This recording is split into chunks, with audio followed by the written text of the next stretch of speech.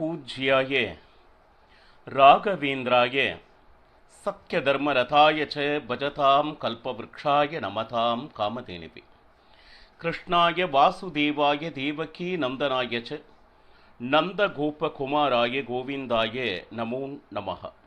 ஐந்தாவது வேதம் என்று போற்றப்படும் மகாபாரதம் பார்த்து வருகிறோம். பாண்டவர்களுக்கு நியாயமாக கிடைக்க வேண்டிய ராஜ்யத்தை கேட்டும் ஊசி முனை இடம் கூட தர தயாராக இல்லை என்று கௌரவர்கள் கூற, கடைசி முயற்சியாக பாண்டவர்கள் கிருஷ்ணனை வணங்கி நீ போய் கேட்டுப்பார் அப்படின்னு சொல்லிட்டு வேண்ட பகவான் கிருஷ்ணன் ஸ்பஷ்டமாக கூறிவிட்டார். கேட்டாலும் சரி, கால் பிடித்து கெஞ்சினாலும் சரி, அவன் நிச்சயமாக உங்களுக்கு ராஜ்யத்தை தரப்போவதில்லை. ஆனால் உங்களது வேண்டுகோளின்படி நான் தூதுவனாக செல்கிறேன் அப்படின்னு சொன்னான். காரணம் என்ன அப்படின்னு கேட்டீங்கன்னா, எப்படியும் ராஜ்யம் தரப்போவதில்லை, பின்னதுக்கு போகணும். அவன் அதார்மீகன் என்பதனை இந்த உலகம் அறிய வேண்டும். இன்னுமே துரியோதனன் செய்தது சரி என்று நினைத்திருக்கக்கூடிய ராஜர்கள் 1-2 பேர் இருக்கிறாங்க. அப்போ அவங்க மனதில் இருக்கக்கூடிய அந்த விஷயத்தையும் எடுக்க வேண்டும். அப்போ இதை மனதில் வைத்து கொண்டுதான் பகவான் கிருஷ்ணன் தூதுவனாக செல்ல சம்மதித்தார். ஏகபோக வரவேற்புகள், வழியெங்கும் பார்த்தங்கன்னா தோரணங்கள், ஆங்காங்கே கட்டிடங்கள், சத்திரங்கள், 24 மணி நேரமும் என்ன வேண்டுமானாலும் உண்ணக்கூடிய அனைத்து பதார்த்தங்களையும் தயார் நிலையில் இருந்தது. அப்பேற்பட்ட வரவேற்பை ஏற்பாடு செய்திருந்தான் திருதராஷ்டிரன். ஆனால் அது எதனையும் ஏறிட்டும் பார்க்காமல் விதுரன் வீட்டிற்கு சென்று உணவுண்டு மகிழ்ந்தான் பகவான் கிருஷ்ணன். செல்வத்தினாலும் ஜோடனைகளாலும் பகவானை ஈர்த்துவிட முடியாது என்பதனை நிரூபித்தார். அவன் மேல் வைத்துள்ள பக்தி அது ஒன்றே பிரதானம் அப்படின்னு சொல்லிட்டு பக்தனுடைய வீட்டுக்கு தானாக சென்றவன் பகவான் கிருஷ்ணன். குந்தியினை சந்தித்து அவள் மனதில் இருக்கக்கூடிய துக்கங்கள் அனைத்தையும் பகவான் கிருஷ்ணனிடம் கூற, ஆறுதல் வார்த்தைகளை சொல்லி நிச்சயம் உன்னுடைய புதல்வர்கள் இந்த ராஜ்யத்தை ஆளத்தான் போகிறார்கள் என்கின்ற வாக்கினை கொடுத்து அவளது மனதை சாந்தப்படுத்தினான் பகவான் கிருஷ்ணன். துரியோதனன் வீட்டிற்கு சென்றார். அங்கும் நல்ல வரவேற்பு கொடுக்கப்பட்டது. இன்று இரவு என்னுடைய வீட்டில் நீ போஜனம் செய்ய வேண்டும் என்று துரியோதனன் கேட்டுக்கொள்ள மறுத்தான் பகவான் கிருஷ்ணன். ஏன் என்று துரியோதனன் கேட்டான். நீ ஏன் என்னுடைய வீட்டில் உணவு உண்ணக்கூடாது அப்படின்னு சொல்லிட்டார். இந்த உலகமே போற்றி வணங்கக்கூடிய, தர்மத்தின்படி வாழக்கூடிய பாண்டவர்கள், அவர்கள் கேட்கின்ற ஒரு விஷயத்தை நீ கொடுக்க மறுக்கிறாய். அது நாளை சபையில் நாம் பேசி தீர்மானிக்கப்பட வேண்டியது. ஆனால் இன்று நீ எங்கள் வீட்டினுடைய அதிதி, நான் கொடுக்கின்ற சத்காரத்தை நீ ஏற்க வேண்டும். இது துரியோதனுடைய வாதம். எவ்வளவு கூறியும் அதனை மறுத்து மீண்டும் இரவு விதுரனுடைய வீட்டிற்கே வந்து சேர்ந்தான் பகவான் கண்ணன். அப்போ விதுரன் தன் மனதில் இருக்கக்கூடிய ஆதங்கங்களை, கிருஷ்ணா நீ ஏன் வந்தாய்? நீ இங்கு வந்ததில் எனக்கு துளி கூட விருப்பமில்லை. ஏனென்றால் தர்மத்தை பற்றியே பேசுபவன் நீ. தர்மம் என்றால் என்ன என்பதே அறியாதவர்கள் இவர்கள். நீ எவ்வளவு சொன்னாலும் அதை கண்டிப்பாக ஏற்கப் போவதில்லை. இதனால் மிக பெருத்த அவமானம் உனக்கு காத்திருக்கிறது. நீ அவமானப்படுவதை பார்க்க என்னால் ஆகாது. இப்படி தன் மனதில், ஏன்னா அந்த சபை எப்பேற்பட்ட சபை என்பதனை அறிவான். ஏன்னா திரௌபதியே அந்த சபையில் எவ்வளவு பெரிய அவமானப்படுத்துறாங்க. அந்த நேரத்தில் அத்தனை சபையில் இருந்த ஆண்டாரும் சான்றோரும் வாய் பொத்தி மௌனியாக அமர்ந்திருந்தார்களே தவிர, இவன் ஒருவன் மட்டுமே இது அதர்மம், இது அதர்மம் என்று கூவினான். ஆனால் அதை செவிமிடுக்க கூட யாரும் இல்லை. அப்போ இந்த சபையில் உன்னுடைய தர்மம் எப்படி ஈடுபடும்? அதனால தான் விதுரன் மறுத்தான்.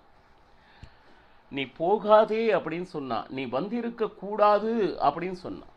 இதையெல்லாம் கேட்டுக்கொண்ட பகவான் கிருஷ்ணன், நீ சொல்வது முற்றிலும் சரியே, ஆனால் நாளை நான் சபைக்கு செல்லத்தான் போகிறேன்.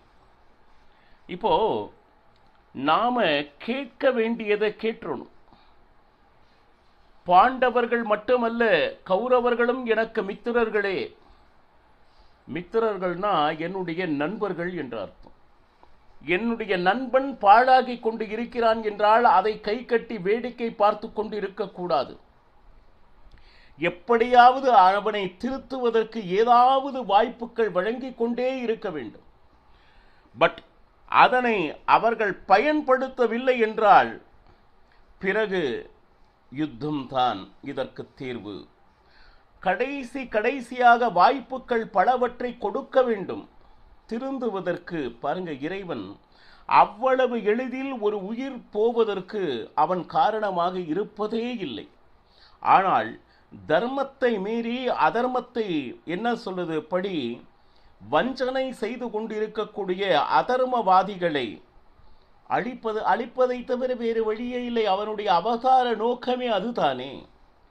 அப்போ பகவான் கிருஷ்ணன் அடுத்த நாள் காலை எழுந்தான்.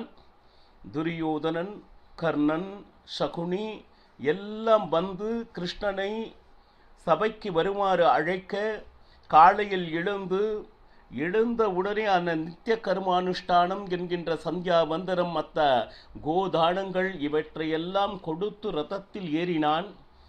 ஒரு கை விதுரனை பிடித்து கொள்ள, மற்றொரு கை சாத்தகை பிடித்து கொள்ள சபையில் பகவான் கிருஷ்ணன் வந்து கொண்டிருக்கிறான். பகவான் பக்தனின் கையை பிடிப்பவன், அவன் பக்த பக்ஷலன், அவன் பக்த பராதீனன் என்பதனை நிரூபித்தான். இப்போ பகவான் கிருஷ்ணன் வேறு யாரை பற்றியும் எந்த விமர்சனமும் செய்யவில்லை. பகவான் கிருஷ்ணன் நேராக திருதராஷ்டிரனை பார்த்து, ஏனா அவன் மிகவும் நல்லவன், தர்மம் அறிந்தவன், ஆனால் ஏதோ ஒரு விதிவசத்தினால் அதர்மப்படி இருக்க வேண்டிய ஒரு சூழ்நிலையில் இருக்கிறான். அப்போ நாம சொன்னா ஒருவேளை திருதராஷ்டிரன் கேட்பானோ என்கின்ற ஒரு நம்பிக்கையில், நீ செய்து கொண்டிருப்பது தவறு, உன்னுடைய குழந்தைகள் செய்யும் அனைத்து விஷயங்களுக்கும் நீ அதற்கு வழிவிட்டு கொண்டிருக்கிறாய், இது நிச்சயமாக அதார்மிகம், பாண்டவர்களுக்கு நீ மிகப்பெரிய அதர்மத்தை இழைத்து கொண்டிருக்கிறாய், இதனால் நடக்கப் போவது மிகப்பெரிய அளவு அழிவுதான். ஏன்னா இந்த குருகுலமே நாசமாக போகிறது, காரணம் நீயாக இருக்க போகிறாய். அப்படிலாம் பாருங்க, கிருஷ்ணா நீ சொல்றது எனக்கு புரிகிறது, நான் என்ன செய்ய, என்னுடைய மக்கள் நான் சொன்னா கேட்கறது இல்லையே, நான் என்ன பண்ண பாருங்க. உடனே என்ன இப்படி சொல்லிட்டு இருக்கு, நீ யார் தெரியுமா, இந்த தேசத்தினுடைய ராஜா, நீ சொல்வது சாசனம், இந்த ஊர்ல இருக்கக்கூடிய அத்தனை பிரஜைகளும் அதற்கு உண்டான சட்டத்தை ஏற்றுபவன் நீ. அந்த சட்டத்தை யாராவது கேட்கலைன்னா அதற்கு உண்டான தண்டனை கொடுப்பவனும் நீ. அப்போ உன்கிட்ட எவ்வளவு சக்தி இருக்கு அப்படிங்கிறதையே மறக்கடிச்சு உன்னை ஒரு பொம்மையாக்கி அவர்கள் எந்த பக்கம் போகிறார்களோ அப்படி உன்னை வளைய வைத்து கொண்டு இருக்கிறார்கள் என்பது, அந்த மயக்கத்திலிருந்து நீ வெளியே வர வேண்டும் அப்படின்னு பகவான் கிருஷ்ணன், அவன் ஒரு விதமான இருட்டில் இருக்கிறான் என்பதனை அறிவான். இயற்கையிலேயே அவன் மிகவும் நல்லவன், ஆனால் அந்த புத்திரர்கள் மேலே இருக்கக்கூடிய அந்த வியாமோகத்தினால் அவர்கள் செய்ய அதர்மத்திற்கு துணை நிற்கிறான் திருதராஷ்டிரன். பாருங்க எவ்வளவு பெரிய அவமானம் வந்திருக்கிறது திருதராஷ்டிரா, உனக்கு தெரியுங்க. இந்த ஊர்ல இருக்கக்கூடிய ஜனங்கள் உன்னை பத்தி என்னென்னலாம் பேசுறாங்க தெரியுமா? யார் ஒருவரும் உன்னை பற்றி நல்ல வார்த்தைகள் கூறவில்லை. திருதராஷ்டிரன் எவ்வளவு பெரிய பாவி அப்படின்னு சொல்லிட்டு பேசுறாங்க. அப்போ இந்த பழி சொல்லை நீ அழிக்க வேண்டும். எப்படி அழிப்பது? நியாயமாக பாண்டவர்களுக்கு சேர வேண்டிய அந்த சொத்தினை, ராஜ்யத்தை நீ திருப்பி கொடுப்பதின் மூலம், கொடுக்கும் பொழுது என்ன ஆகும்னா, இந்த நடந்த தவறுகளை அனைத்தும் பிரஜைகள் மறந்து திருதராஷ்டிரனை புகழ்வார்கள். அப்போ இப்போ பார்த்தீங்கன்னா ஜனங்களுக்கு எவ்வளவு பெரிய கெட்ட பெயர் பாருங்க. உன்னுமேலே இந்த ஒரு விஷயத்தை நீ செய்து விட்டால் நிச்சயமாக நீ பின்ன எவ்வளவு எவ்வளவு தப்பு பண்ணியோ, சிறு வயது முதல் பாண்டவரை கொல்வதற்கு விஷம் வைத்தது, அந்த மெழுகினால் ஆன அந்த வீட்டினிலே வைத்து பாண்டவர்களை அழிக்க நினைத்தது, இப்படி எவ்வளவோ அநியாயங்களுக்கு நீ துணை சென்றிருக்கிறாய். அது அத்தனையும் மறந்து விடுவார்கள். மறந்து திருதராஷ்டிரன் பாண்டவர்களுக்கு ராஜ்யத்தை கொடுத்தான் அப்படின்னு சொல்லிட்டு உன்னை புகழ்வார்கள். இன்று உனக்கு இருந்த அந்த கெட்ட பெயர் நிச்சயமாக அழியும் அப்படின்னு சொன்னான். அது மட்டுமா அப்படின்னு கேட்டீங்கன்னா பாருங்க, கொஞ்சம் நீ நினைச்சுப்பார். அந்த ராஜ்யத்தை அவர்களுக்கு திருப்பி கொடுப்பதன் மூலம் யாருக்கு லாபம் என்று கொஞ்சம் நினைத்துப்பார். இதுவரை 100 கௌரவர்கள் இருந்தார்கள். கூட 5 பேரும் சேரும் பொழுது 105 பேராக இருந்து, அப்போ அந்த 105 பேர் ஒன்று சேருமானா அந்த சகல தேவதைகளே எதிர் நின்றாலும் அவர்கள் உன்னை வீழ்த்த முடியாது. அவ்வளவு பெரிய பலசாலியாக நீ திகழப் போகிறாய். இதனால் லாபம் யாருக்கு? உனக்குத்தான். கொஞ்சம் யோசனை செய். உன் பேச்சை மீறி என்றுமே பாண்டவர்கள் நடக்க மாட்டார்கள். உன்னுடைய பிள்ளைகளைப் போல இல்லை. இன்னும் உன்மேல் அபரிதமான பாசத்தை வைத்துள்ளார்கள். அது மட்டுமல்ல, இந்த உலகத்திலே உன்னை எதிர்க்க யாரும் இல்லை என்கின்ற நிலை வரும். கொஞ்சம் நினைச்சு பாரு. உன்னுடைய சம்பத்துக்களையாவது இனி காப்பாற்றிக்கொள். கொஞ்சம் பாருங்க. அது மட்டுமல்லாம நீ அனுபவித்து வருகின்ற சொத்துக்கள் எல்லாம் உன்னுடையதா என்பதை கொஞ்சம் யோசனை செய். ஏன்னா பாண்டவர்கள்தான் அனைத்து திக்குக்கும் சென்று போராடி வென்று அத்தனை செல்வங்களையும் கொண்டு வந்து திருதராஷ்டிரனிடம் கொடுத்தது யாருன்னா பாண்டவர்கள். இதுவரை திருதராஷ்டிரன் நீயோ அல்லது துரியோதனாதிகளோ ஏதாவது போர் செய்து அதில் வென்று ஏதாவது ஒரு செல்வத்தை அஸ்தினாபுரத்திற்கு கொண்டு வந்து கொடுத்திருக்கிறார்களா என்றால் இல்லை என்பதே உண்மை. அப்போ உன்னிடம் இருக்கக்கூடிய செல்வங்கள் நிஜமாலுமே பார்த்தால் அது பாண்டவர்களுடையது. அப்போ அவர்களுடைய அந்த செல்வம் முழுக்க கூட கேட்கவில்லை.